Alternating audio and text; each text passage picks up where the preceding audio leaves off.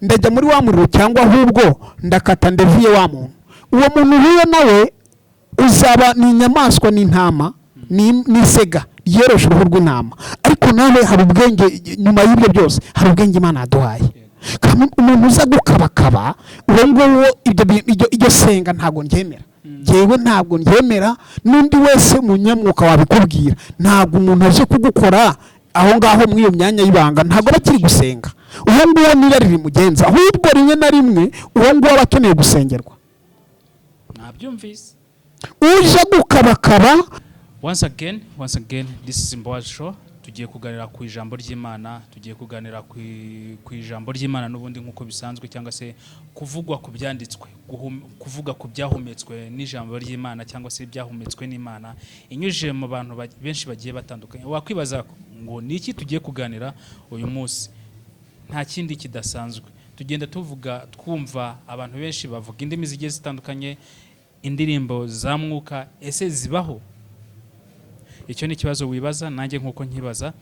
Ariko mbere y'uko twinjira noneho by'ukuri, reka dusabe mugenzi wanjye ugiye no kuduhereza urufunguzo rwa byose, aduhe isengesho ritoya, maze twinjirane n'amavuta ya mwuka nk'uko bivuga. Tuguhe ikaze. Murakoze. Kadusenge. Uwiteka Mana ikomeye, Mana igira neza, mugenga wa byose, mutanga bugingo uhoraho, tugushimiye mbere na mbere ko waturinze twatugeze umwanya tugihumeka umwuka w'abazima. Izina ryawe nirabwe icubahiro. Muri iki kiganiro tugiye kugirana tuvuga izina ryawe, tuvuga gukomera kwawe. Reka ntihagaragare ubwenge bwacu, ntihagaragare ibitekerezo byacu, ntihagaragare ikigero cy'imitekerereze yanjye cyangwa turi kumwe, ahubwo hagaragara imbaraga zawe no gukomera kwawe. Urakoze, turagushimiye. Reka ubane natwe kandi nyagora ku ngoma, abadukurikiye ubahe kumva ijwi ryawe kurusha uko batwumva twebwe. Ntacyo turi cyo, ntacyo twavuga kidasanzwe, ariko ijwi ryawe ribagendereye. Waravuze ngo intama zawe zirakuzi, iyo uvuze zirakumva, kandi nazo zivuze nawe iyo uvuze zirakumva, ngo nazo iyo zivuze urazumva. Turaguhamagaye rero ngo n'izindi zatakaye zazimiye waza gukorwaho n'iri jambo zikavuye zavuye, cyane ko ari nacyo tuduteranyirije aha ngaha. Ngaho komeza ubane natwe muri byose, niko tubisabye twizeye mu izina rya Yesu, amen.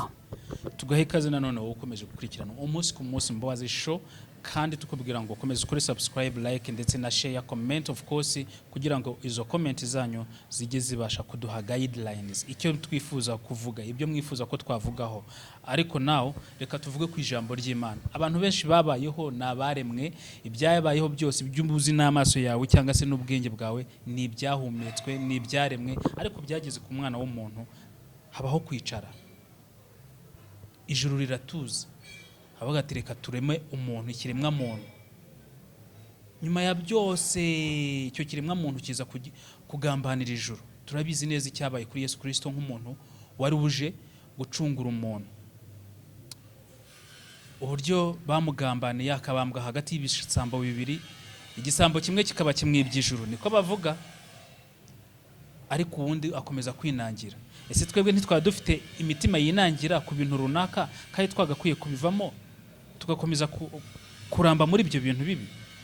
Reka nkubaze ngo, cyangwa se nkunyurira mu mateka gatoya. Icyo tugiye kuganiraho ni ijambo ry'Imana, ariko nanone ijambo risa n'ibijyanye n'indimi tuvuga umunsi ku munsi. Ugasanga runaka afite indimi za mwuka avuga, ugasanga runaka afite imbaraga runaka akoresha mu bijyanye no gusenga cyangwa se umunsi ku munsi. Uyu munsi rero tugiye kuganira, ese nizihe ndimi za mwuka ikiremwa muntu cyahawe ngo gikoreshe umunsi ku munsi? Ntukureho kuri chaîne, komeza udukurikirane. Ariko mu mateka y'isi, ibijyanye n'isi, bivugwa ko Oxford University ivuga ko ku isi yose hari indimi 7,000. Kubyumva? Ndabyumva cyane. Ku isi yose dukoresha indimi 7,000. Nibwo bushakashatsi iyo university yitwa Oxford University yakoze. Ariko iza kuvuga ko muri ino si tutuyemo, Afrika ikoresha indimi 2,000, kuva ku 5 kugera ku 2,000. Ubwo wenda 5,000 bisigaye harimo izikoreshwa muri Amerika ya ruguru, muri area ya Etats-Unis igizwe n'amayeta 50, harimo n'Amerika y'Epfo, hakazamo Asia, hakazamo Europe n'utundi turwa tugiye dutandukanye, ariko baravuga ngo muri Afurika dukoresha indimi 1500 kugera ku 2000. Bivuze ko twaturwa tugiye dutandukanye na ya migabane isigaye yose. Ndatekereza ko ugiye kuyigabanya indimi zisigaye usanga Afurika ariyo ikungahaye ku ndimi. Kandi no mu yandi magambo nta yindi continent cyangwa se continent ikungahaye mu bukungu bufatika, yaba mu mazahabu, yaba mu mafaranga, koko nako uvuze ku mazahabu egara amafaranga. Ugasanga Afurika nitwe bakire, ariko ugasanga buri muntu wese yifuza kuba yanyarukira mu Amerika, Asia, Europe, ibintu nk'ibyo. Gusa muri izo ndimi Afurika ikungahayeho harimo Ikinyarwanda, hakazamo Ikigande, Igiswahili n'izindi ndimi, Ikirundi n'izindi ndimi nyinshi cyane. Niyo mpamvu uzasanga mu gace ka Kongo bavuga Lingala, bakavuga n'izindi ndimi bitewe n'ubwo. Yego, wajya Uganda ugasanga hari umunyankole, umugande, umutoro, umusogo, umucyori, umucyotara n'abandi benshi cyane. Ariko twakisanga mu Rwanda ugasanga turi specific ku rurimi rumwe, byaba ari umwihariko ugasanga turavuga Igiswahili, Icyongereza. Aho noneho hakaba noneho muri izo ndimi 2000 Afurika ikoresha haza indimi ziri commercial cyangwa se zo gucuruza. Icyongereza, Igifaransa n'Igiswahili kirimwe aho ngaho, kuko Igiswahili ushobora kugikoresha muri Afurika yose. Izo ndimi nizo dukoresha muri Afurika, ariko ziri commercial. Umuntu ashobora gucuruza asaba service, gukoresha asaba service runaka. Now Bibiliya noneho hari kitubwira kuri izo ndimi.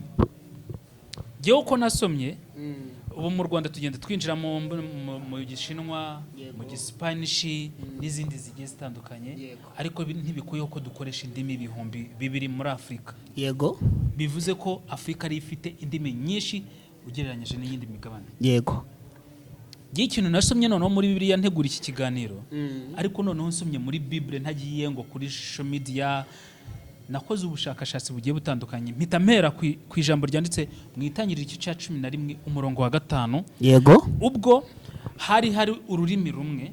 Yego, mwiremwa ry'isi. Yego, Imana imaze kurema abantu, hari ururimi rumwe, abantu bagira ishyari ryo kumenya ese Imana yaremye aba bantu, yaremye ibi bintu byose biriho, ni Imana kibahehe. Niko twebwe nk'abantu turema ubwenge. Yego, cyangwa se tugira ubumenyi, kuko ubwenge n'ubw'Imana. Yego, tugira ubumenyi, wajya mu ishuri, kaminuza, ugiye gukurayo ubumenyi. Ibyo bivuze ni ukuri. Cyangwa se Imana igatanga ubumenyi. Yego, ubumenyi ariyo wisdom. Ubwo bwenge nabwo waruvuze ntaguciye mu ijambo, ubwo bwenge bw'abantu nabwo Imana yabwise ubupfu iyo bitari mu mwuka w'Imana. Turi kumwe neza cyane. Noneho mu Itangiriro cya mbere umurongo wa 11 igice cya 11 umurongo wa mbere kugera kwa 5 nibwo habayeho ubumenyi. Imana yatanze ubwenge mu bantu, none nabo bikorera iki? Ubumenyi. Avuga ko si Imana ibahehe. Hari iki? Ururimi rumwe, babyumvikana neza, iyo Imana ibahehe. Bacura umugambi wo kuvuga ngo reka dukore umunara twataka Imana, tumenye ese iba yicaye ku ntebe ubundi imeze gute, iryikize, isitize. Hako nawe icyo kibazo wakigiriraho amatsiko kukibaza, papa wambyaye yavukiye hehe, uwamubyaye se we yavukiye he, ninde wamubyaye? Kanyarwanda. Yego, nabo ngo bakina mutwe, barubaka. Imana nayo kubera ko ari ishobora byose kandi irenze byose twibwira. Yego, ibona ngo batangiye kuyisatira. Yego, irangije ikora iki? Yivanga muri rwa rurimi twakoreshaga. Yego, cyangwa se twari kuzakoresha natwe abariho ubu ngubu. Izana indimi nyinshi. Yamutuma igitiyo akazana umwego. Yego, yamutuma itafari akazana icyondo cyangwa ikindi kintu kinyuranye n'icyo yari amutumye. Bitangira babikubitana mu mitwe. Urabona ndi hejuru nkagutuma ikintu kampereza icyo nagutumye, ntigukubita mu mutwe. Bo ntibamenye ibyabaye, yabonaga mugenzi wari kuzana ibyo atamutumye.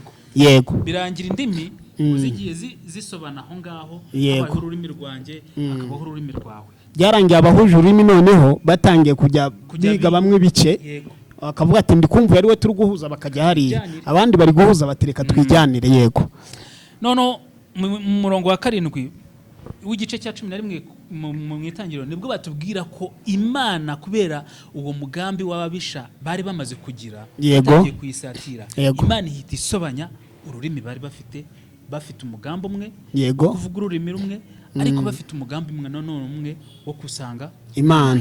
Imana iravuga ati nta mpamvu yo kumenya amabanga yanjye. Biza gute? Umuntu niremeye ni gute yandusha ubwenge? Ariko biranatangaje, umuntu ararenze. Mbo ikintu kiriho aho ngaho hari ikintu tugomba kuzirikana cyane na inyivuzo wo mukanya. Bibiliya iravuga ngo ubwenge bw'umwana w'umuntu butarimo umwuka w'Imana aba ari ubupfu. Makorinto niyo yavuze ngo ni ubupfu, ndakeka ni rimwe Bakorinto ba mbere 1:18. Haravuga ngo iby'Imana kubarimbuka no upfu kuri bo, ngo ubwenge bw'isi Imana yabuhinduye ubupfu. No kuvuga ngo umwana w'umuntu ntashobora kurusha Imana ubwenge, kuko wenda ashobora kwishuka, kuko aho ibitekerezo by'umwana w'umuntu, imbaraga z'umwana w'umuntu zirangirira, niho izo Imana zikomereza. Ni nacyo kigaragaza ko ari Imana, ko ushobora gukora ibintu by'ibitangaza ugakora ariko byagera aho ngaho, ari nacyo kigaragaza ko Yesu yagiye agaragaza ko hari ibintu ashobora gukora umwana w'umuntu atakora. Urabona Lazaro amaze gupfa, abantu baravuze bati none ko yanaraboze, none urajyayo gukora iki? Banamwereka imbogamizi z'uko ubushize baba ariyo babamerera nabi, bati noneho turanyurahe. Yesu aravuga ati ibyo ngibyo ni akantu toto cyane. Aravuga turarasinziye, bamuha impamvu zifatika kandi kuko zarafatikaga. Bamubwira akaboze, buryo umuntu wari umaze iminsi napfuye yari yaboze. Ariko Yesu kuko Imana iri hejuru y'izo mitekerereze y'abantu, bya bindi umwana w'umuntu atashobora, niho Imana ikomereza kugira ngo yitwe ko ari Imana. Ubu ndabizi abantu bagiye kwibaza ngo Pata asengera muri hedini, ngo Mutabazi abarizwa muri hedini. Ibyo bintu byose muri kwibaza nta hantu bihuriye n'umuntu uzataha ijuru cyane rwose, kuko n'amacakubiri cyangwa se n'udutsika abantu bishyiriyeho ku giti cyabo cyane rwose. Ntituvuze ngo mukureho guterana kwera, kuko guterana kwera kuremewe. Uribuka uburyo batambaga ibitambo, habayeho guterana kwera. Gusa nanone ntibivuze ko twakwibagirwa uburyo Daniel yasengaga, yabaga afite gahunda yo kugarizwa n'ibigeragezo. Yafunguraga idirishya akareba aho Imana iri, agapfukama agasenga. Muri cya gihe cya Dariyasi agasenga, Imana ikakora iki? Ikamwumva. Rero duteraniye ahangaha kugira ngo hatagira umuntu uza kwibaza ngo nsengera he, usengera hehe. Ahubwo tugenda mu mujyi umwe nk'uko turi abantu bakomotse ku Mana imwe gusa, tuyoborwe n'ijambo ry'Imana. Urakoze cyane. Hari n'ikintu nkunda kuvuga, akenshi hari abantu benshi dukunda kuganira bakambaza ngo ari gusengera muri hedini. Njye mpita mbabwira ibi impamvu ndi kubivuga nuko ndi umukristo, aderesi y'ubukristo ndi umukristo. Ubwo rero aho kugira ngo nkuyobore mu idini mbere na mbere, nakuyobora ku Mana. Ko nkuyobeye mu idini ushobora guhuriramo n'ibigushe bikakuyobya, ariko nkuyobeye ku Mana umwuka wayo, kuko iyo umaze kuyoboka umwuka wayo itaza kicara muri wewe, ijuru rikaza muri wewe, niryo ryakuyobora inzira ikwiriye kurusha idini. Naryo ni ngombwa, kuko idini tugomba kurigira nk'uko tugomba kugira aho tuvuka cyangwa igihugu tubamo. Ntabwo tuvuga nk'abarwanya idini, ariko mbere y'uko nkubwira idini nabanza nkakubwira Kristo. Murakoze. Uzi ko buri igihugu kidafite idini na rimwe habamo abantu benshi b'ibiyobyabwenge cyangwa se b'amanyamakosa menshi cyane. Birumvikana. Buriya idini rirarera, idini ririgisha. Ni nayo mpamvu mvuga ngo bantu mufite amadini muhagarariye, bantu mubarizwa mu madini runaka. Umunyarwanda yaravuze ngo uwagutuka nabi yakubwira ngo akabura idini. Yego rwose. Kandi nanone buriya nasomye amagambo aravuga ngo burya iyo umuntu yitabye Imana yasinziriye, ukabura idini na rimwe ajya gusezererwamo, kiba ari ikibazo gikomeye cyane rwose. Niyo mpamvu tuvuga ngo wowe uri mu idini runaka, Imana ishimwe, ariko nawe uzi neza ko nta hantu uhagaze mu idini runaka, washaka ahantu uhagarara. Mbo birumvikana. Ni ukuvuga ngo mbere na mbere kwanza uhagaze atari mu ruhande rw'Imana, icyo namubwira nayoboka ubukristo, ko niyoboka Kristo azakwereka habe bari. Ko nubwo amadini abaho, icyo abereyeho ni ukutuyobora iyo nzira nziza itwerekeza ku Mana. Nk'uko na mbere abo batambyi bakuru babagaho, babashinzwe kuza tukababwira iby'ibyaha byacu twagize, bakaduhuza n'Imana. Kuva na kera hose abo bantu bagiye babaho, abantu b'Imana bagiye babaho. Wahoze uvuga kuri Daniel n'abandi na ba Mose, babaga bari abantu bayoboye abandi mu iyo nzira. Niyo mpamvu rero buri tsinda riba rigomba kugira umuntu uriyoboye kugira ngo ritarengera. Burya idini ni ubuyobozi, bwiza Yego. ndetse budufasha. Hari akantu wari ubuze uti baradufasha, ntugomba kuba nta dini ugira. nkanjye nturutse bavuga ikinyarwanda cya Bibiliya ni ukurongora vuba aha ngaha, ariko mu kinyarwanda gisanzwe ni ugusezerana, sezeranye vuba aha ngaha. Ariko idini ryabigizemo uruhare rukomeye kandi ryaranshigikiye cyane. Urumva ko iyo riza kuba ridahari rero, hari imbaraga nabonye, hari amaboko y'idini nabonye. Ubwo ugomba kubaho byanze bikunze ufite idini, ariko mbere na mbere ubugingo, ibindi byose ni inyongera. Wabonye ubugingo n'idini uraribona. Amen. Tutarizinga mu magambo, reka tubanze tunabwira abantu ngo twitondere, nubwo dufite amadini tubarizwamo atandukanye. Hari abasenga dimanche, hari abasenga ku isabato, hari abasenga ku wa gatanu nk'abayisilamu, hari n'abandi basenga indi minsi tutazi. Yego. Hari n'abasenga ibigirwamana. Reka tubabwire ngo yaba idini ubarizwamo iryo ari ryo ryose, ba maso, kuko abantu burya ngo batwigisha ijambo ry'Imana, tuzabamenyera ku mbuto batwerera. Yego. Rero tube maso, kuko hariho ibishuko byinshi cyane. Ushobora kuza nigize umuntu w'Imana ariko ufite ikindi kintu ngendererwa. Ni ukuri kuzuye. Niyo mpamvu twibanze kuri uno munsi wo kuvuga indimi z'umwuka wera. Yego. Kuko iyi ni topic nziza yafasha buri muntu wese gusobanukirwa ese runaka Mutabazi utangiye kuvuga indimi azikuye aka kamwanya. Yego. Turi kumwe hariya hepfo. Bigenze gute? Bitangiye gute? Ariko nagira ngo Mutabazi, mbere yuko dutangira ku byanditswe noneho ku byahumetswe n'Imana, ese indimi za mwuka ni izihe? Nagira ngo abumbure Bibiliya, ndabizi neza kayifite. Yego. Adusomere muri Luka 16 umurongo wa 16. Luka 16:16. Gigufiya ariko nanone kigiye kuduha umurongo tugenderaho, ariko si ukuvuga ngo ni umutego. Ni ijambo ry'Imana. Nkwibutsa gukomeza gukora subscribe kugira ngo udukunde, dukundane kandi tugere kure, tube abana b'Imana, ariko ikirutaho tube batahajuru. Hari amagambo y'ubwenge nasomye ngo abantu benshi bazaba babwiriza ubutumwa bw'Imana, abapasiteri, abaposozi, babwiriza intumwa z'Imana zitabiriye urwo rusengero muri uwo munsi. Ariko ku munsi w'Imana, ubwo Imana izaba ije gutoranya abana bayo, ari we Yesu Kristo turi kuvuga, ngo hazaba hamarira ateye ubwoba, amarira ateye ubwoba, kuba njyewe wabwirijwe na Mutabazi, cyangwa se Mutabazi naramubwirije, njyewe Mutabazi akabona ijuru, akabona Pasiteri Patrick cyangwa se runaka asigaye muri iyo si, ngo bizaba ari amarira ateye ubwoba. Yego. Ngo kubona njyewe wakubwirije ubutumwa ugiye mu ijuru, giye nkasigara. Ngo umuntu uzandirira ayo marira noneho akomeye kandi ateye ubwoba, nuwo nge nabwirije. Yego. Azamutse ijuru, giye nkasigara muri uriya muriro nzaba ntegererejwe kwinjiramo. Yego. Niba bimeze gutyo koko, hazaba amarira ateye ubwoba, duhagaze kuki? Duhagarariye iki? Turi bande? Turi mu biki? Niki twakora ngo twirinde ayo marira? Kandi kuko arahari. Yego. Reka adusomere Luka 16 umurongo wa 16. Handitse gute? Okay, Luka 16:16 aravuga ngo amategeko n'abahanuzi byabayeho kugeza igihe cya Yohana. Amategeko n'abahanuzi byabayeho kugeza mu gihe cyande cya Yohana. Ngo ni igihe cya kera. Yego. Isezerano rya kera. Uhereye icyo gihe niho ubutumwa bwiza bw'ubwami bw'Imana bwigishijwe. Umuntu wese arabutwaranira. Amen. Yego. Iryo ni ijambo ry'Imana. Umuntu wese akwiriye gutwaranira mbere na mbere ku butunzi bw'isi, mbere na mbere ku kintu icyo ari cyo cyose ushobora kumva ko ari ikikunezeza. Ukwiriye gutwaranira ikintu cyatuma uronka ubugingo buraho, ari bwo butumwa tugiye kuvuga aho ngaho. Niyo mpamvu navuga ngo iri jambo ry'Imana mbere habaga umuhanuzi ba Yohana, ba Ezekiya, bose bakaza ari uko Imana yabashyizemo ijambo ry'Imana, nta cyanditse bihari. Yego. Ariko kubera ko yohereje n'Imana n'imbaraga afite, twese tukabyumva. Yego. Ariko aho ngaho muri ko haravuga ngo ibyo byose by'ubuhanuzi byabayeho kugeza mu gihe cya Yohana. Yego. Kandi magambo ngo umuntu wese aratwaranirwa, ubwo butumwa arabutwaranira. Yego.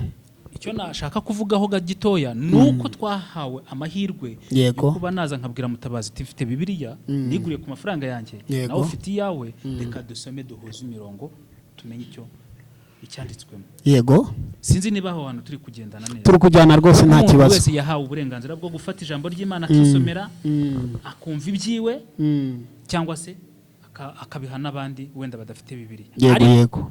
Ikingeze nuko twahawe uburenganzira bwo gutunga Bibiliya cyangwa se ijambo ry'Imana. Cyane rwose. None ikibazo kikaba kiraha.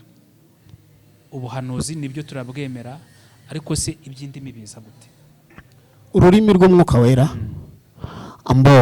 mbere na mbere hari ikintu kijya kibaho ngiye kukubwira kugira ngo iki kintu cyumve neza n'abadukurikiye nabo babyumve ko turaganira wenda iminota itari mikeya, ariko noneho nyirizina yego ikintu kiriho ubu arakantu ngiye kukubwira. Mbere yuko duhura hari ubwo wari uzi ko tuzahura, ni ukuvuga ngo yego nibwo bwa mbere mu buzima bwanjye yego menyanye n'umuntu witwa Mutabazi. Urakoze cyane.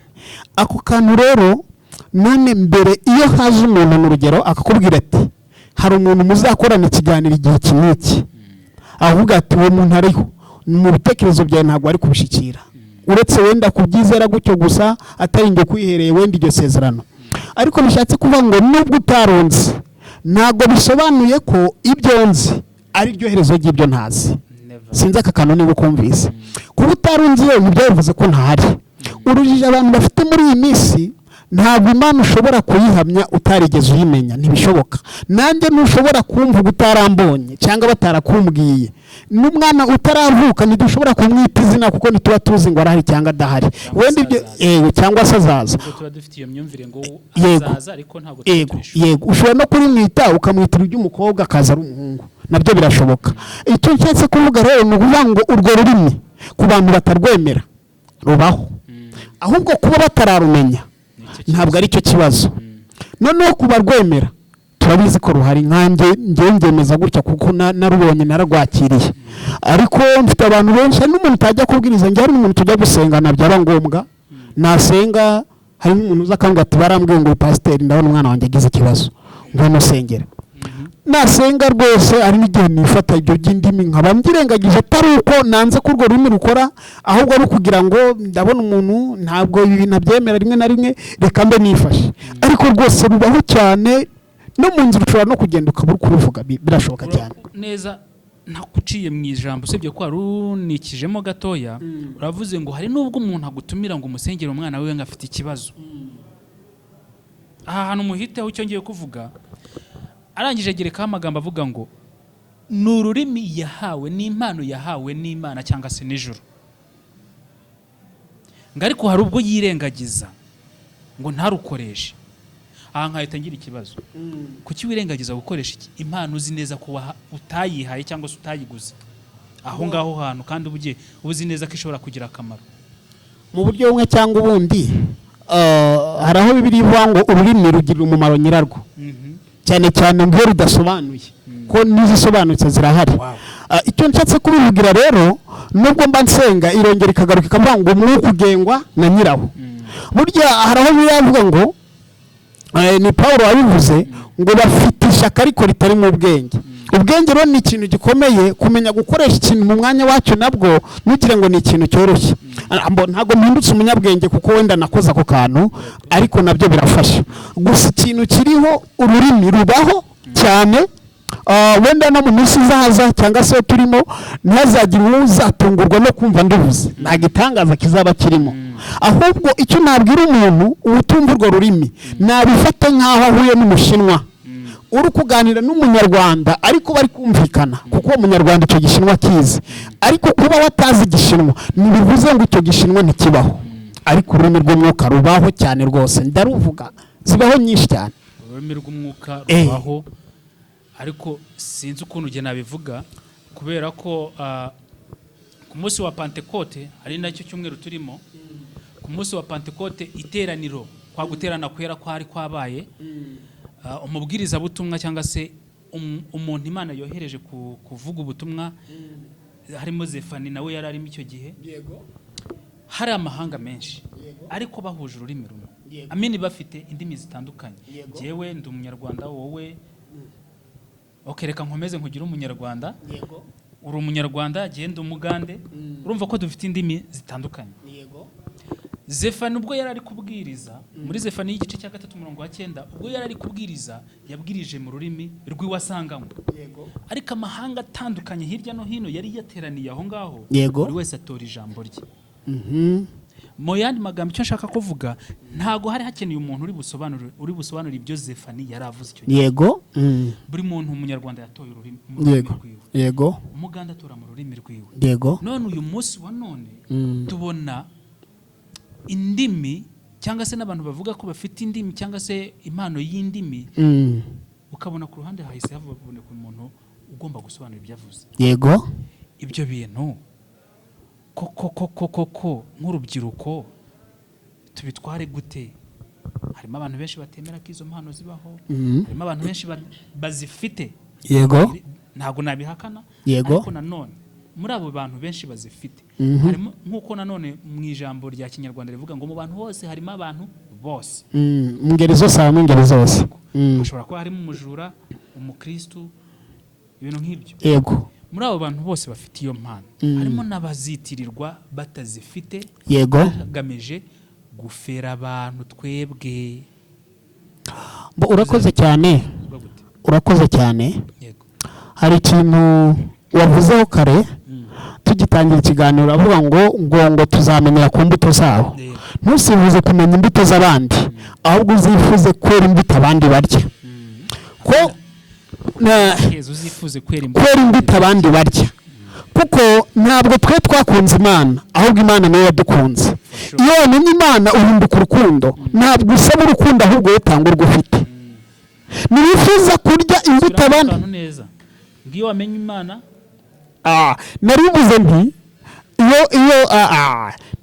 nti cyangwa umuntu utakumvisha agasubiza inyuma. Yaravuze ngo Imana yaradukunze, ntabwo twitwa. Urakoze cyane.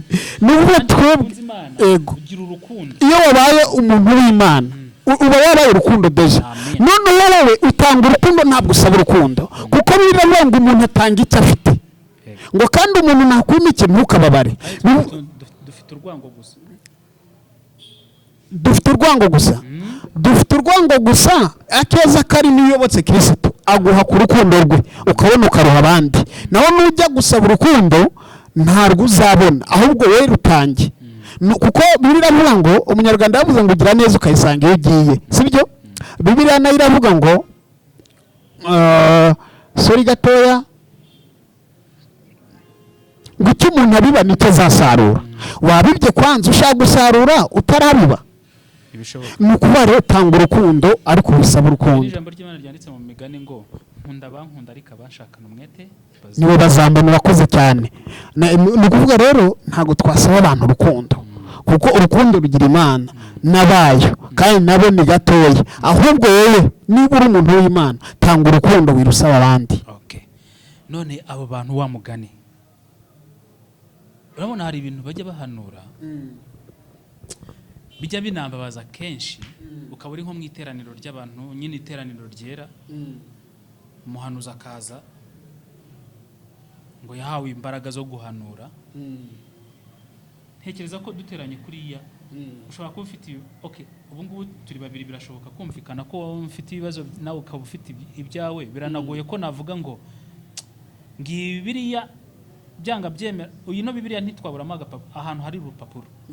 Mfomboje nturutse nk'hariya. Rwose basanga umupasiteri aravuze ngo wowe ndi kukubona hariya ufite ikibazo, inka zawe hari nk'ifite ikibazo. Mu iteraniro koko twateranye twese, habura umuntu ufite ikibazo cy'inka, habura umuntu waburaye. Ikindi kintu nabwira abantu badukurikiranye n'umuntu wese uzumva iki kiganiro, umuntu wumva ashaka gukizwa, hari Ikinyarwanda Bibiliya yakoresheje kitarimo izo ndimi zose, cyane ko byose bizavaho. Ni Ikinyarwanda kivuga ngo yaba ari mu rurimi rw'amahanga, ni ururimi rumwe rutarimo Ikinyarwanda ku bumva Icyongereza, rutarimo n'Icyongereza cyangwa iringatiro n'ubugingo buhoraho. Nicyo kintu tugomba guhirimbanira mbere y'ibindi. Naho ururimi, urabona iyo tujya kwiga ku ishuri mu buzima busanzwe, ntabwo uzi ikintu ugiye gusangayo. Icyo uzi ni uko ugiye kwiga gusa. Utangira ku mibare runaka batanga, biga barabizi, ntabwo mbisobanuraho byinshi, gutyo ukazagenda umenya byinshi. Ariko tuvugana ntarigeze niga ekonomi, ntabwo najya kudepoza ngo nuko nzi imibare cyane. ngo bikunde nuko ari byo bintu ngomba kuba narabyize ku muntu utumva urwo rurimi rero numva hano bidakwiye kumubera urujijo ahubwo wowe uri mu byaha nakubwira ngo reka ibyaha nureke ibyaha urwo rurimi narwo uzarubona kuko biravuga ngo urwo rurimi reka dusome wenda twifashishe icyanditswe kugira ngo bitworohere sibyo ariko ururimi rw'umwuka wera rwo rubaho ariko sindirengagiza ko hari n'ababipirata hirya ntibashe no kuvuga kugira ngo ntagire uwo mbangamira hari abantu ngo basigaye biga indimi izo ndimi z'umwuka bakaziga urumva ibyo byose bibaho ariko bishatse kuvuga ko umuntu uvuga urwo rurimi rw'Imana abizi neza ko umwuka w'Imana uri muri we ababizi ko ari rwo avuga n'uruvuga yishushanya arabizi neza ko afite shebuja ari gukora ariko atari Imana ahubwo ni iki twakora twebwe ngo tuve mu byaha biduhesha ubugingo buhoraho kuko urwo rurimi ntabwo ruzatugeza mu ijoro nta nubwo rwatwamburije turamutse tutarumenye kuba ruvuga ni inyungu zabo kuko bazi impamvu baruvuga ni ubusabane ugirana n'Imana urwo rurimi karuguha ari abarupirata nabo ni ibihombo byabo kuko azarimbuka nta rindi herezo ry'umunyabyaha napfatiyanye ni ukurimbuka ariko ururimi rw'umwuka rubaho n'abaruvuga barupirata babaho kuko ngewe tuvugana mfite abahanuzi nzi b'ibinyoma baje barantuburira cyane bavuga ibintu by'ibipfuye nko mu minsi ze hari ahantu mperutse kujya gusengera musanga abantu bari gusenga batandukanye numva umuntu arambwiye ngo urukweto ruri kugerageza sibyo ngo urukweto ngo hari icyo wavuze ku rukweto ndamubwira ntabyo nzi ngo nese ngo matora ngo nayo kundi kubibona imbere yanjye nibyo ntabyo nzi nibyo dushaka gukora yego ngo nese ngo ko ndi kubona ngo inzu ndavuga ni umuntu wese ukiri umusore nanabahishe ko ndi umupapa kugira ngo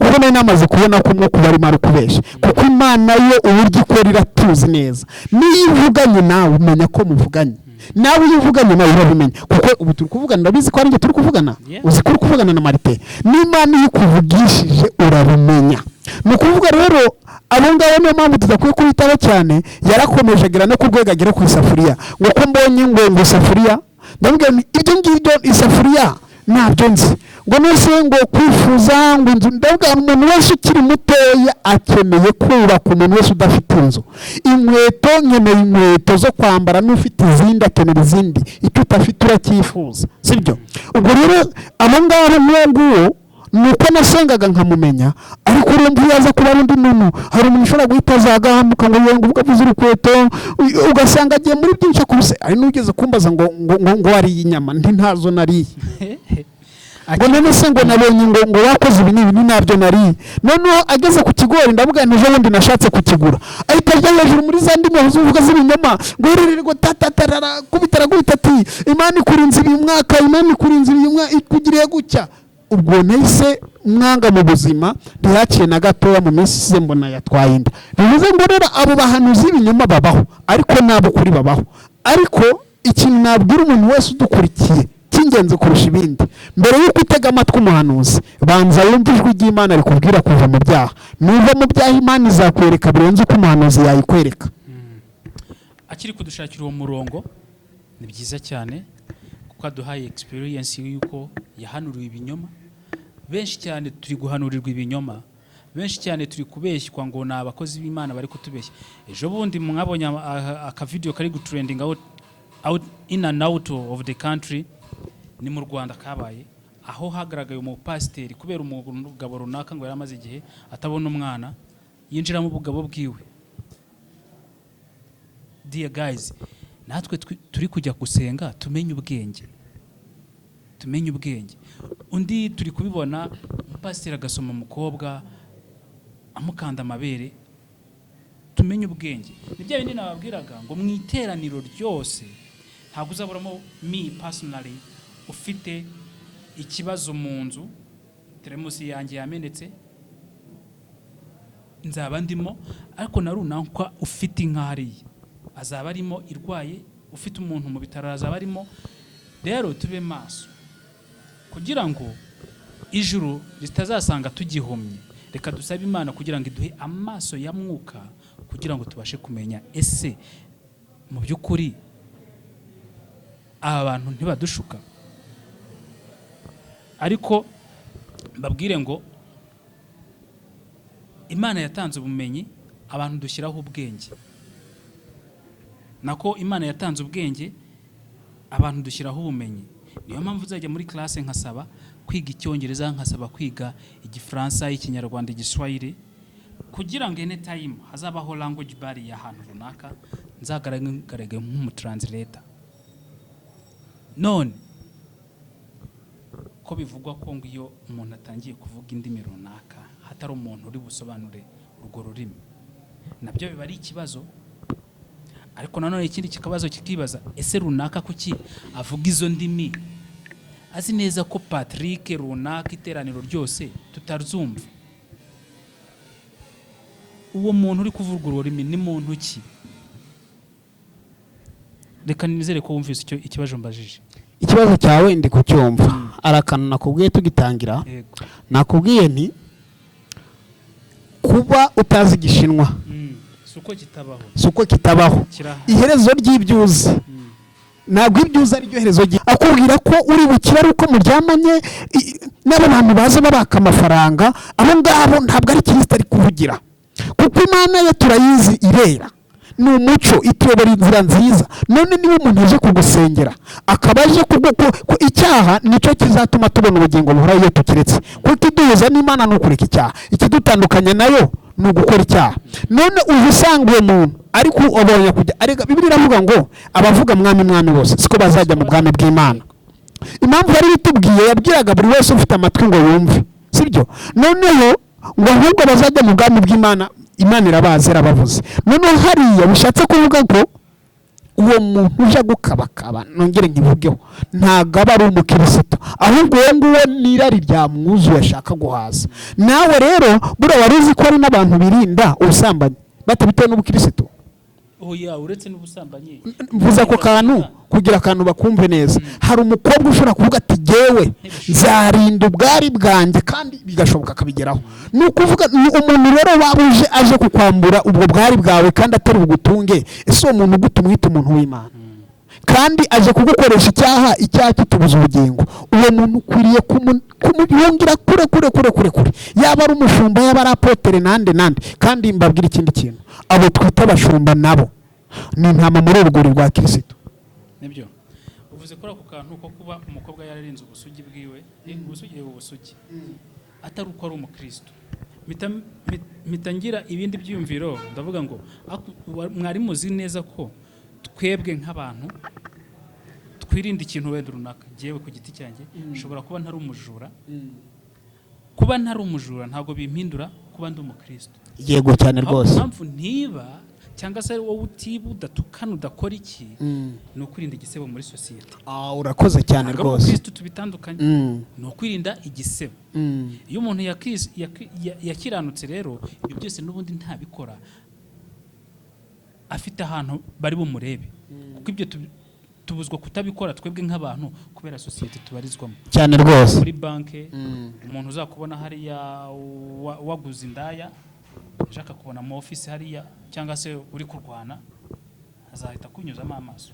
Uretse n'icyo naguciye mu ijambo, tugira abantu bita inyangamugayo umuryango wemera, tukagira inyangamugayo n'igihugu cyemera. Ariko ubwo bunyangamugayo ntabwo bisobanuye ko uri inyangamugayo umuryango wemera, uri inyangamugayo igihugu gishobora kwemera bihindutse ubukristo. Ahubwo ku bunyangamugayo bwawe bongereho n'ubukristo. Amen. Ijambo ry'Imana. None inshuti zacu muri aho ngaho turi kubabwira ku ijambo ry'Imana, impano za mwuka izarizo, ariko no muri mu Baroma igice cya 22 igice cya 5 umurongo wa 22 barabisobanura neza imbuto za mwuka izarizo. Ariko no hejuru yaho bavuga umuntu runaka utarangwa n'imbuto za mwuka uko abateye, no opposite y'ibyanditse mu musaho ngaho. Rero tukibaza ngo twebwe nk'abantu twagiye mu mashuri tukiga, twagiye ahantu henshi tukahigira ubumenyi bugiye butandukanye. Nagiye hariya mpakura. Yego ndakumva.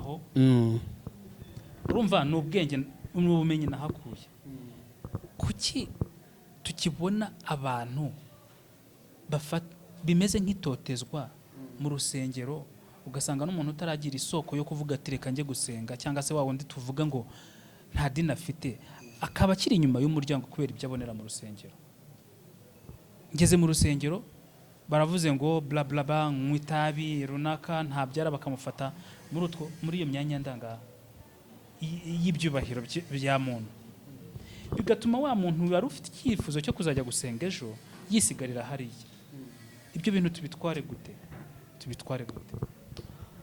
Urakoze cyane. Fashe umuntu wese udukurikiye, nufata umwanzuro uvuze ngo ngiye kuba umukristo, abantu usanze mu rusengero bose ntabwo ari abakristo. Ntabwo abantu bose bari mu rusengero ntabwo ari abakristo.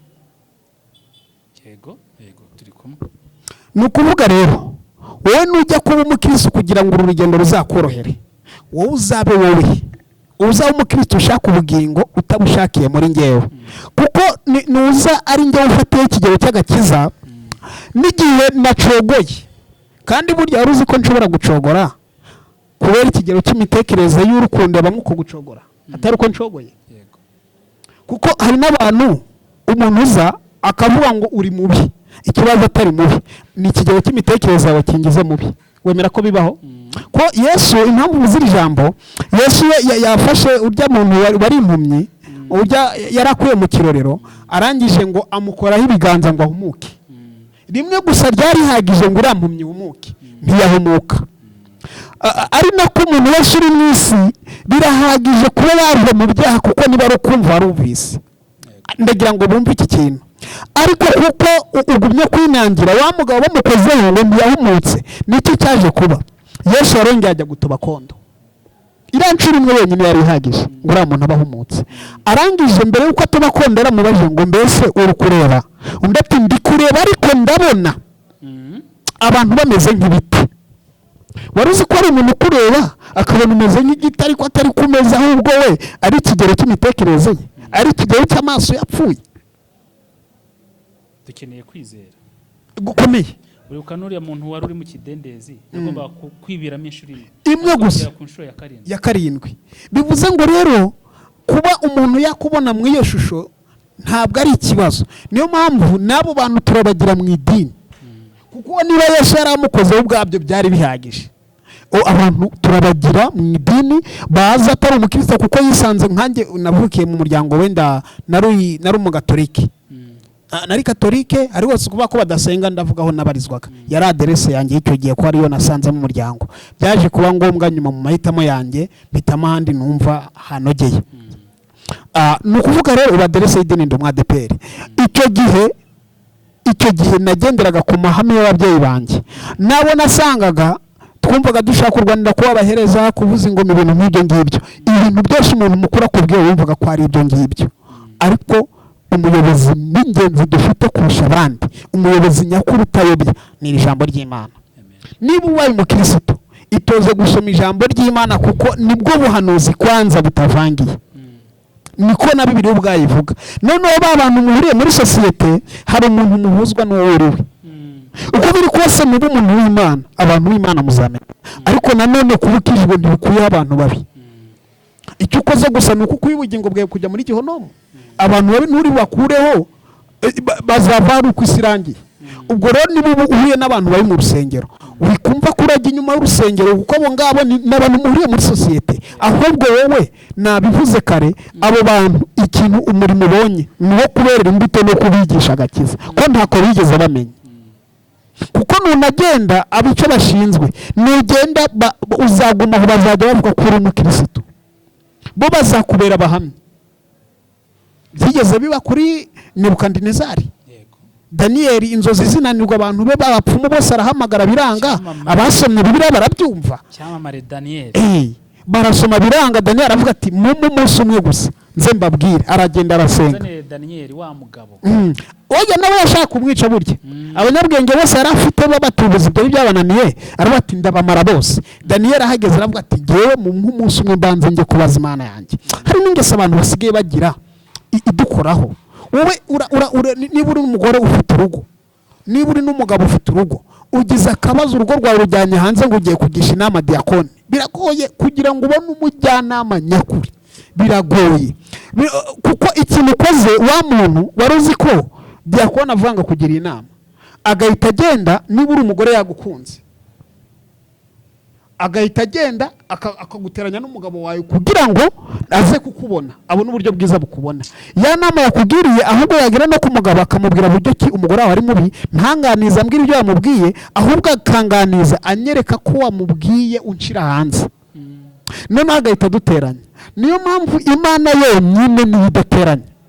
Turebe umuririmbyi ho gatoya kugira ngo aka kantu bakumve, ikintu ugira ikibazo ujye usenga aho kwirukira ku bana b'abantu. Umwana w'umuntu ntago ari uwo kwizerwa. Turi no kugana ku musozo, nagira ngo mbabwire ngo turi ku ngingo ivuga ngo ese koko izi imbuto zamuka cyangwa se uko guhanura byaje gute? Nimba umuntu asoma Bibiliya akabona ko imbaraga ya mwuka yabonetseho ku munsi wa Pentekote ari nacyo cyumweru turimo, ariko nanone Luka bakatubwira ko ubutumwa bw'Imana bwiza bwabwirijwe, cyangwa se muri Luka 16:16 hari ibyo hatubwira. Bivuze ko buri muntu wese afite uburenganzira bwo gusoma ijambo ry'Imana ukamenya ko aho rikuyobora. Ntuzigere ushinja umuntu ko yabigenze kuri, ahubwo uzamumenyere ku mbuto akwerera. Tugana ku musozo nanone, nagira ngo wenda mu masomo atarenza 3-4 turi busome mu minota nk'itanu isigaye, ariko mu isomo turi bubone nuko tugomba kumenya ko imbuto za mwuka zihari, guhanura bibaho, kandi nkuko twabibonye muri Mariko 16:17 abantu bazarambikwaho ibiganza bakire. Ni ibintu bizwi byanditswe, gusa tuba maso. Nuterwa n'ibyago ujye usanga Yesu. Umuntu uri kunkurikirana yumva kandi nukuvuga ngo hari abantu bagera mu byago, mu makuba, mu bigeragezo runaka, ugasanga aho kugira ngo asange Yesu ajye kubwira ibye Yesu akajya kubibwira abantu. Ejo abantu bamushira ku karubanda ugasari kuvuga ngo runaka ngo ntihangire ibanga, uwo wimwishiramo ni wowe wishize hanze, kuko ibyawe byarakunaniye, wananiwe kubibwira Yesu, ujya kubibwira umwana w'umuntu. Ntacyo umwana w'umuntu yagufasha, inyama n'amaraso byigendere. Ari aho ngaho anagufashije, ni umwuka w'Imana ubunyuriye muri we. Ngo jya usanga Yesu, ntiyirengagiza umwiyambaza, uyoboke Yesu niwe shobuja. None Mutabazi, Bwana Mutabazi, yego, turi nko kugana ku musozo. Yego. Mbere yuko dusomana amasomo, wenda ufite isomo ury'agashungura cumuka ryawe. Yego. Ariko mbere yuko wenda urisoma nk'irisoza, yego, nk'ikintu abantu bagomba kugenderaho, yego, turabanza dusome nk'amasomo 3 ndi bukubwire ngo udusomere. Ntacyo bitwaye, ariko mu ijambo mu ncamake. Yego, mu ncamake wenda tutaragera kuri iyo misozo y'imirongo turi buganeho. Yego, yego rwose. Jewe nk'umuntu nanze buriya gutunga umuntu rutoki. Yego, nibyo byiza. Jewe nk'umuntu utemera kubona pasiteri yinjira mu bugabo bwa runaka, utemera kubona pasiteri yinjira muri mushiki wanjye akamukisinga ngaho mu mabere, kandi pasiteri itorero ryera ryose rimubonaho nk'inyangamugayo. Yego. Amaso. Yego. Kubera ko twebwe abantu twese ntabwo dufite amaso ya mwuka. Yego. Ngo tumenye ikintu kiri muri pasiteri runaka. Yego. Nkanjye umeze gutyo. Yego. Wangiriye iyihe nama? Murakoze cyane. Ndi umukristo nicaye hariya ndi kubibona, ndi kwa gushidikanya no gupinga pasiteri. Yego. None ahise akora ikimenyetso kigaragara cyita kimpa 100%. Yego. Ijana ku rindi. Yego. Wangiriye iyihe nama? Ikintu navuze, nanjye ibyo bintu nagiye mpura nabyo. Nagiye mpura nabyo, nkagenda mpura n'abantu banyuranye nuko nabatekerezaga. Mu bintu byagiye bimvuna, nabaga mfata umuntu nk'umukristo wa wundi w'imbere, ariko umuntu, iki kiganiro reka tuzagikoreho kivuga ku muntu, nkasimbuke. Noneho wowe icyo umuntu udukurikiranye n'undi uwo ari we wese, icyo namubwira, ikintu cya mbere agiye kwitaho, niba azi gusoma ijambo ry'Imana nariyoboke. Ikindi nibaje ku cyumweru mu rusengero mu materaniro yera, naze yumve icyanditswe, kuko barabaza gusoma ibyanditswe niyo ari umunyabyaha aragisoma. Ariko wowe ikigufasha, wowe kuko ufite umwuka w'Imana ugufasha kumva ijambo ry'Imana, ukaba ufite n'uko gutwi, wowe uzumva icyanditswe. Ariko umuntu uzakubwira ngo vuga ngo usengere, ukabona ari gushaka gukora ku isoni z'ubwambure, ukabona ari kukwambura ubutunzi bwawe ngo nibwo ibyawe biri bukemuke, aho ngaho ntaho nasomye hagaragaza ko umuntu niyimara hibye aribwo Imana izamuha agakiza, ko umuntu nibagusambanya aribwo uzaba ubonye agakiza. Uwo mwuka ntabwo uva ku Uwiteka, uturuka kuri Satani, kandi Satani Imana ntabwo ari umufatanyabikorwa na Satani, nabivuze na kare. Wowe icyo uzakora gusa uwo muntu mugendera kure, ntabwo uhunga urusengero kuko uwo nguwo ari mu rusengero nk'abandi, nk'uko wamusanga no mu muryango n'ahandi n'ahandi. Ahubwo icyo ukora umenye ko ari umunyabyaha ukamugendera kure, kuko n'ubundi uba ufite ibyaha wahunze. Hari abo wahunze mwabikoranaga cyangwa nawe wakoraga wahunze byo muri wowe. Ubwo rero umufata nawe umubarana na Satani, umubona muri iyo sanse ya Satani. Ikindi usigara uri kumusengera. Yego. Ikindi nanone twabashishikariza, ntabwo twababujije gutura. Oya, muribuka ko na Yesu ubwiwe yakundaga gutura. Yego. Nimba ufite ituro, kuko hari ibintu dukora ngo uri gutura pasiteri. Pasiteri ni byiza, agomba guhabwa amashimwe, ariko tumenye ubwenge, duture ni ibitambo by'Imana, n'ubundi bazayakoresha bubaka urusengero, bahembemo na pasiteri, aricyo cya 10. Rero uzumva runaka gusabye amafaranga ngara gusengera, nawe uzashyiramo ubwenge, ino si yakwigishije. Ariko ko Yesu yatabuyemo umwenda kabiri wakwigereye, arinda kwaka ibiguzi ngo agusengere. Uvuze ku icyo cy'amaturo, nsubira inyuma ho gatoya, hari n'abantu batura ituro akarikurikira. Kuba uritanze ntawe ubifashe ku ngufu, ubu ujya kureba ibyo rizakora kubera iki? Hari abantu bivuna, niba utanze ituro rireke ntabwo uri kureba, urarikurikiye ngo ugiye kumenya ibyo rizakora. Niba ari idirisha wubatse nawe ibyo birabareba, wowe icyawe warangije kugikora. Ariko icyo ntabwo uri umuntu wa muntu ugufata ngo umuntu ngo ujye kugusengera akaguca ibiguzi runaka, ibintu abo ngabo nikenera gusengera kwanza uzanshake. Hano mise nibuka akantu nta maturo nzaguca. Ubwo umwenda wera watabukagamo kabiri, bise biduhuriza n'iki cyigisho kiri muri Luka 16:15 cyane rwose. Mbere yuko buri muntu wese yigerera yakisabira imbabazi cyangwa se akimenyera Yesu Kristo wari we, habagaho igihano gihongera ibyaha byacu. Habanje kubaho inuma cyangwa se intungura, niko Bibiliya byita cyane rwose. Imana ibona ko umuntu ajya gufata iriya numa bigoranye cyane. Yego. Ariko nanone ikabifata ko umuntu ayifata yababajwe n'icyaha afite cyane rwose. Imana itugirira impuhwe, ishyira buriya ngo havuye inuma hajyaho ihene. Yego. Amaze kujyaho ihene, urabona ngo ihene uyiziritse ahangaha ngirisha hanga ijya kurisha hariya hirya, irisha hirya. Yego. Cyangwa se ngo ukayishyira inyuma ukagenda, ntago igurikira usanga yagiye ahandi. Yego. Imana irareba ikavuga ati ibyihene no. Ariko bahise bavuga ngo mu rusengero niho tubona abasambanyi bashiki babo burirwa n'abasaba muri mikora rimwe. Imana iravuga ati kubera ibyo byose intama ihene sinayijya imbere ngo inkurikire. Yego. Intama umungeraje imbere. Yego. Yego. Intama nizo twebwe, umungere ni Kristo. Yego. Ibyo ngibyo bita bituzanira icyigisho, na hariya umwenda wera watabukiye bimpamagarira kwigererayo nkavuga ibyanjye. Yego. Bigahamagarira naka kugera akisabira ibyiwe. Yego. Reka dukomereza aho ngaho twumva icyo wenda mutabaza. Aho ntago ari uhanura, nuhanurirwa. Kuko ubu ngubu umunyarwanda niwe avuze ngo umuntu akunda abamwosha kurusha abamugira inama. Uramutse uri mu mwuka w'Imana, ni nako birivuga, iravanga uwo mwuka ubafasha kurondora uwo myuka yose. Niba ari uwo mwuka utawufite, ntuzigere ujya kurondora imyuka kandi uwo mwuka utawugira. Kuko nkanjye kugira ngo menye kuri umuhanuzi w'ikinyoma, nuko mfite umwuka wo kuri muri njye umfasha kumenya ko uje kuntuburira no kumbeshya. Ariko niba uri umunyamubiri, yaba ari umwuka wijimye cyangwa se ari uw'ikinyoma, urawugenzuza iki kandi nta uwo mwuka utawugira?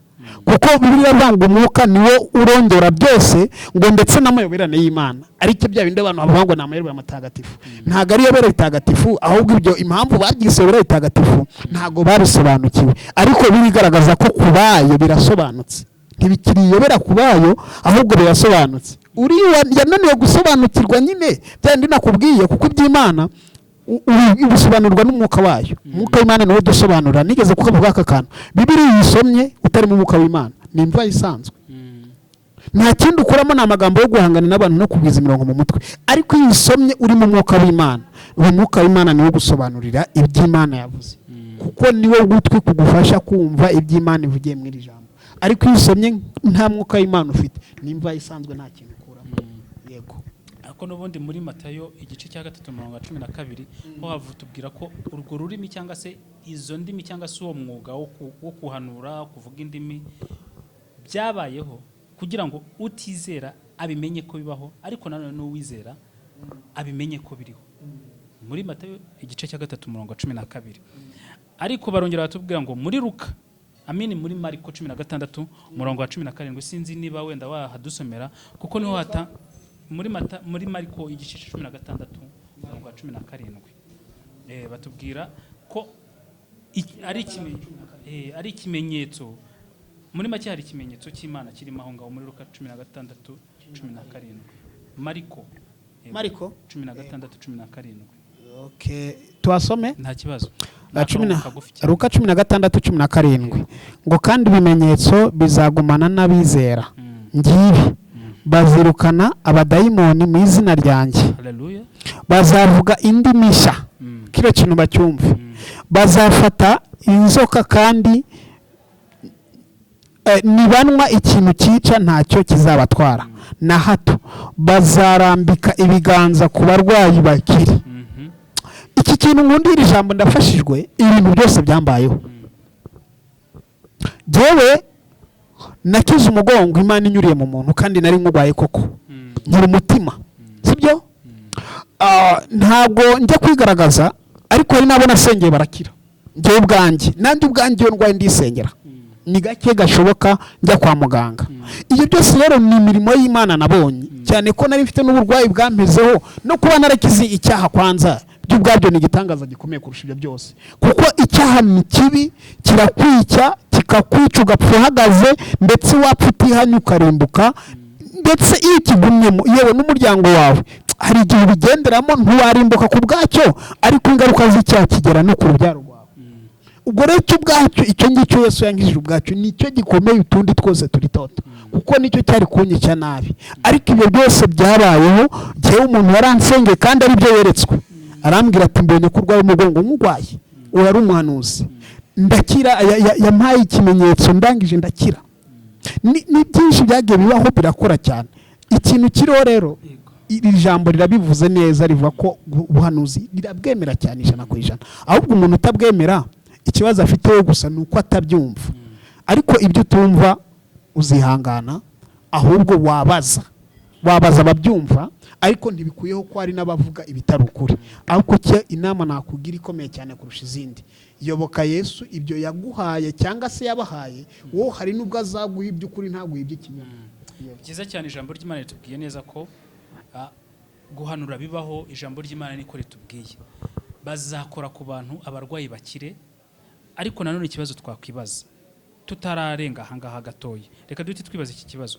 Baba pasiteri tubona nje mu rusengero, nje mfite indi migambi yanjye wenda yo gusenga by'ukuri, mfite ikibazo cy'wenda cyuko twarabibonye abantu benshi twarabibonye uburyo pasiteri yinjiye mu bugabo bw'umuntu.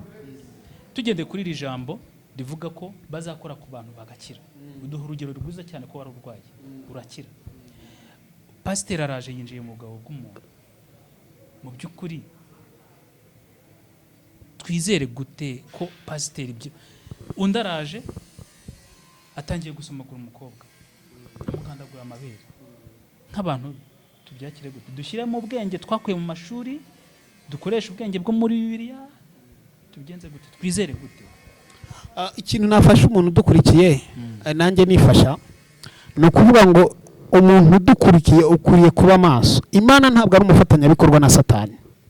Ku rwego yaza niba ngo umuntu aje kugusengera akagusaba ko muryamana, ngo aje kugukiza abadayimoni, kandi icyo wahungaga niba ari cyo usanze, sinzi impamvu niba ndi guhunga umuriro hariya ngasanga n'inyuma y'aho umuriro, ese ndajya muri wa muriro cyangwa ahubwo ndakata ndeviye wa muntu? Uwo muntu uriyo nawe uzaba ni inyamaswa, n'intama, n'isega yorosha uruhu rw'intama. Ariko nawe hari ubwenge nyuma y'ibyo byose, hari ubwenge Imana yaduhaye. Umuntu uza gukabakaba uwo nguwo iryo senga ntabwo ndyemera. Jewe ntabwo ndyemera, n'undi wese munyamwuka wabikubwira. Ntabwo umuntu aje kugukora aho ngaho mu iyo myanya y'ibanga ntabwo bakiri gusenga. Uwo nguwo nirari rimugenza, ahubwo rimwe na rimwe uwo nguwo abakeneye gusengerwa. Nabyumvise. uje gukabakaba